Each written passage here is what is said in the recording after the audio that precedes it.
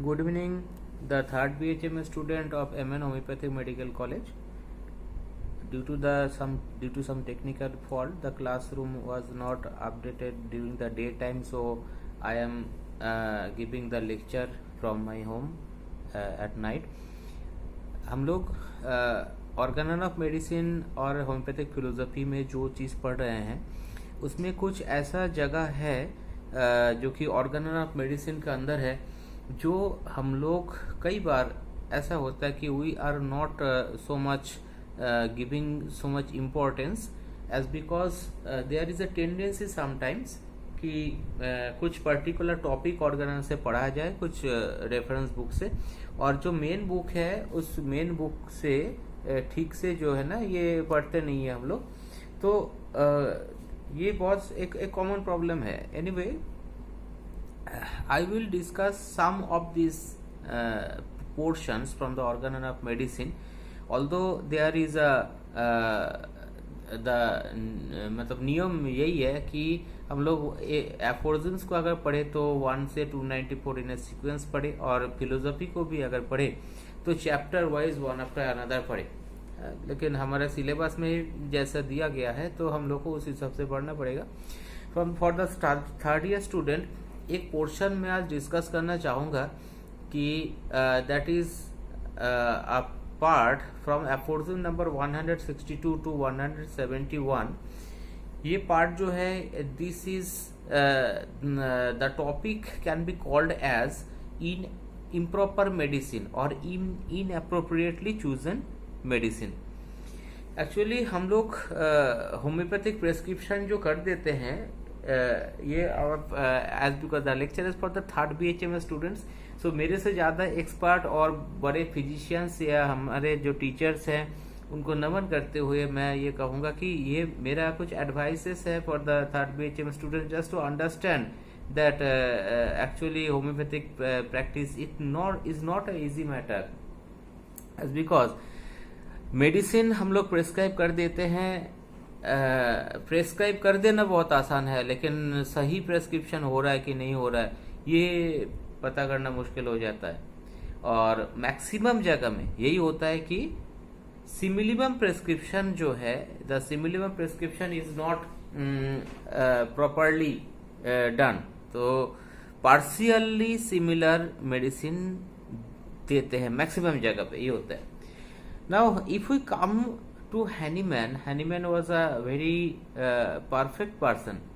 तो उनके लिए अगर हम सोचे तो बात ऐसा है कि if there is any medicine in whatever has been discovered, अगर कोई मेडिसिन ऐसे डिस्कवर हो चुका है और पेशेंट अगर उस मेडिसिन का है तो वो मेडिसिन देनी चाहिए. And Hahnemann was a perfect man enough, and he was perfect enough to select a correct remedy for all the cases, I can say, or the maximum number of cases. लेकिन कभी कभी ऐसा होता है कि हम लोग को इम्प्रॉपरली सिलेक्टेड मेडिसिन, इम्प्रॉपरली मतलब हम लोग क्या बोल सकते हैं इसको, इन अप्रोप्रिएटली चूजन मेडिसिन है. इन अप्रोप्रिएटली चूजन मेडिसिन हम लोग इस टॉपिक पर मतलब इसलिए ऐसे बात नहीं करेंगे कि हम लोग के क्लिनिक में वो मेडिसिन नहीं है तो दूसरा मेडिसिन इन अप्रोप्रिएटली दे दिए जाए, ऐसा बात नहीं है.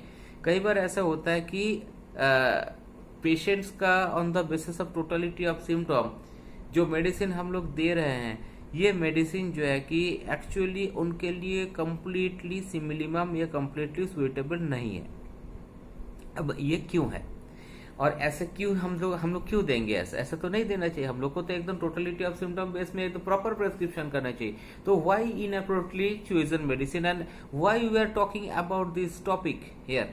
सो इस चीज को जानने के लिए आपको 162 एफोरिज्म से पढ़ना पड़ेगा. तो 162 एफोरिज्म में ये लिखा है कि it sometimes happens owing to the moderate number of medicine yet known with respect to their true pure action, that but a portion of the symptom of the disease and the treatment are to be met with in the list of the symptom of the most appropriate medicine.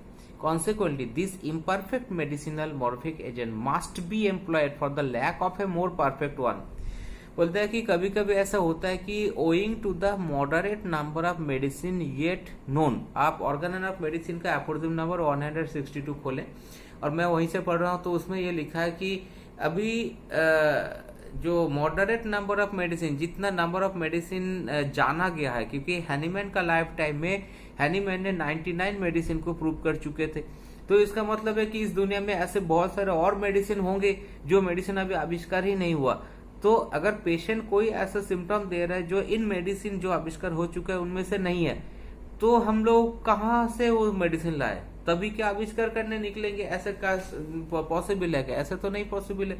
तो अपने हाथ में जितने सारे medicine है उसी को हमको देना चाहिए। तो इसलिए हनीमैन ने 162 में कहा कि क्योंकि जितना नंबर ऑफ मेडिसिन या तो जो मेडिसिन उस पेशेंट के लिए जरूरी है वो अभी है ही नहीं अपने पास, या आया ही नहीं हमारे आविष्कार के अंदर या हमारे ड्रग प्रूविंग के अंदर, तो उस जगह में हम लोगों को जो भी मेडिसिन, इम्परफेक्ट मेडिसिन जितना जो भी है उसको देनी चाहिए। मे बी अब ये जैसे कि जब हम इसको देंगे तो ये क्या होगा, ये एक इम्परफेक्टली chosen medicine हो जाएगा। In this case we cannot indeed 163 very important aphorism. In this case we cannot indeed expect from this medicine a complete untroubled cure. तो जब हम एक ऐसा मेडिसिन दे रहे हैं कि जो कि 100% सिमिलिमम नहीं है, क्यों नहीं दे रहे, डिस्कस कर चुके हैं कि क्योंकि ऐसा कोई मेडिसिन इस पेशेंट के लिए नहीं मिल रहा है जो आविष्कार हुआ, अभी हमारे हाथ में ऐसा कोई मेडिसिन हाथ में आया नहीं है। तो जो भी मेडिसिन नियर बाय सिमिलर हुआ है इसको हम दे देंगे, लेकिन इस मेडिसिन से हम लोग कोई एक परफेक्ट क्योर एक्सपेक्ट नहीं कर सकते। For during its use some symptoms appear which were not previously observable in the disease, accessory symptom of the not perfectly appropriate remedy. तो क्या है कि this is very important, accessory symptom of medicine. कैसे कि जैसे कि हम लोग ये मेडिसिन देंगे, अब ये मेडिसिन इस पेशेंट के लिए कम्प्लीटली सिमिलिमम नहीं है। जो सिमिलिमम नहीं है तो उसमें क्या होगा कि जब हम ये मेडिसिन देंगे तो ये मेडिसिन का कुछ सिम्टम उस पेशेंट पे आ सकता है, जो ऐसे सिम्टम्स जो है जो पेशेंट में पहले नहीं था और अभी होगा, और ये सिम्टम्स जो है ये इसी मेडिसिन का होगा। This symptoms are called accessory symptom of the not perfectly और appropriate remedy. This does by no means prevent a considerable part of the disease, the symptom of the disease that resembles those of the medicine from being eradicated by this medicine, thereby establishing a fair commencement of the cure.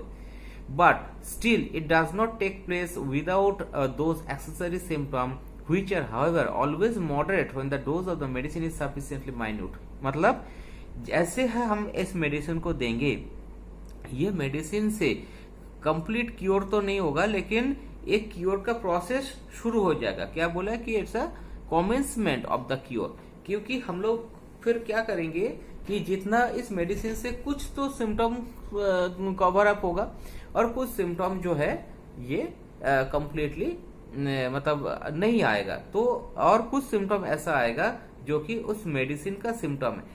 तो ये बोल दिया गया कि Hahnemann ने ये बताया कि जब हम ऐसे मेडिसिन देंगे तो एक क्योर का शुरुआत हो सकता है, इस मेडिसिन से ही कंप्लीट क्योर नहीं हो सकता, इसके बाद दूसरा तीसरा और मेडिसिन लग सकता है, लेकिन ये जो है एक क्योर का शुरुआत है। और इसके साथ साथ जो है कि अगर हम लोग इस मेडिसिन का डोज को मॉडरेटली स्मॉल रखेंगे तो जो एक्सेसरी सिम्टम इस मेडिसिन के कारण आ रहा है वो भी बहुत ही माइल्ड होगा। So in aphorism number 163 is very important, and it is important as because it is giving one of the very important definition of accessory symptom of medicine. इससे पहले एक एक्सेसरी सिम्टम ऑफ डिजीज के बारे में हम लोग जान चुके हैं एफोर्डिज्म नंबर 95 में, जहाँ पे केस टेकिंग का जो पार्ट है उस जगह में। नाउ इसके बाद क्या होगा, come to 164। The smaller the number of homeopathic symptoms present in the best selected medicine is no obstacle to the cure in cases where these few medicinal symptoms are chiefly of an uncommon kind and such as are peculiarly distinctive or characteristics of the disease. The cure takes place under such circumstances without any particular disturbance. बोलते हैं कि जो homeopathic medicine हम लोग ऐसे हम समझ सकते हैं कि हम लोग के पास बहुत कम होम्योपैथिक मेडिसिन है। मैं इस ये जो ऑर्गेनम जब लिखा गया था उस समय में लगभग वही मतलब पूरा लाइफ टाइम में हनीमैन ने जो 99 ड्रग्स प्रूव किए थे, आज का डेट में होम्योपैथी में there are more than 4500 drugs.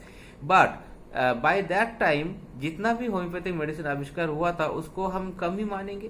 तो हनीमैन ने फिर भी उस समय के लिए बोला कि जितना भी होम्योपैथिक मेडिसिन हम लोग का आविष्कार हुआ है, जो सिम्टम्स पेशेंट देगा, अगर वो सिम्टम में से कोई भी सिम्टम होम्योपैथिकली होगा और कैरेक्टरिस्टिक होगा to any of our medicine, तो इस मेडिसिन से हम उस पेशेंट को क्योर कर सकते हैं। हमारे पास कितना कम मेडिसिन आविष्कार हुआ ये बहुत ज्यादा प्रॉब्लमेटिक बात नहीं है, यह कोई ऑब्स्टेकल नहीं है।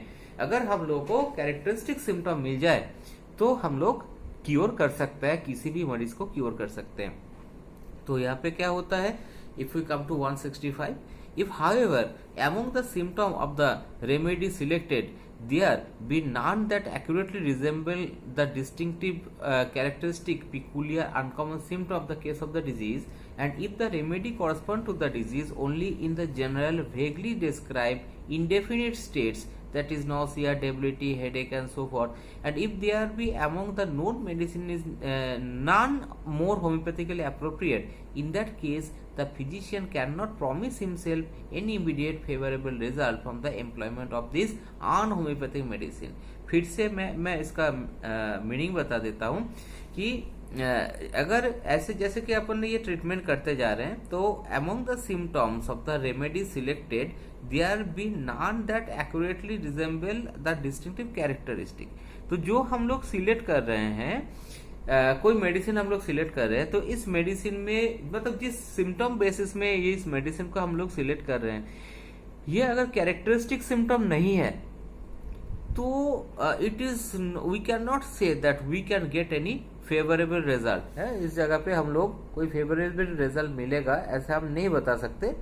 और दूसरी बात है कि अगर हम ये जो सिम्टम्स है, ये सिम्टम्स अगर कोई जनरल सिम्टम होगा, जनरल सिम्टम ऑफ हैनीमैन, जैसे कि सिंपल बता रहे हैं नॉसिया, डेबिलिटी, कोई हेडेक एक्सेट्रा, जिसका कोई कैरेक्टरिस्टिक सिम्टम अगर नहीं है, कंप्लीटली डिफाइंड सिम्टम अगर नहीं है, तो उसमें जो है ना ये थोड़ा बहुत मुश्किल होगा उस फिजिशियन के लिए कि वो प्रॉमिसिंग नहीं होगा कि इसको कंप्लीट क्योर कर पाएंगे on the basis of this type of symptom अगर हम कोई मेडिसिन को सिलेक्ट करें।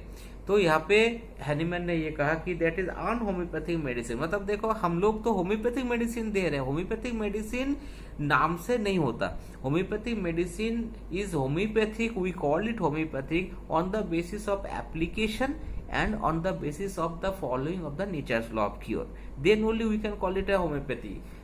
तो if we are giving a medicine which is not characteristically matching and which is not having any type of symptom similarity or which is given on the basis of just on a general कि nausea हो रहा है, vomiting हो रहा है, तो सिर्फ vomiting का कौन सा मेडिसिन है होम्योपैथी में?